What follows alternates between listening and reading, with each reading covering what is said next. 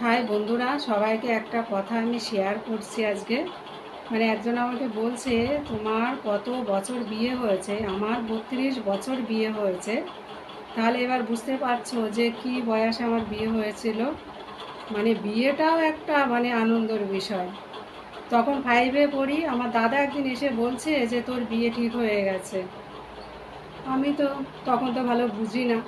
আমার বান্ধবীরা এসে বলল যে তোর বিয়ে ঠিক হয়েছে, কিন্তু তোর বরকে দেখেছিস? আমি বললাম না না, বর দেখে কী হবে, আমার মা বাবা যার সঙ্গে বিয়ে দেবে আমি তার সঙ্গেই বিয়ে করব।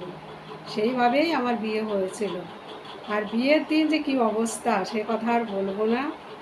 মানে আমার বিয়ে হয়েছিল ভ্যানে করে নিয়ে গেছিলো আমাকে বিয়ে করে। তাহলে বোঝো, গাড়ি ঘোড়ার কোনো কিছুই ছিল না এখানে। এমনভাবে বিয়ে হয়েছিল আমার। আর কি বলবো সবাইকে, এখন আর মানে বলার কিছু নেই।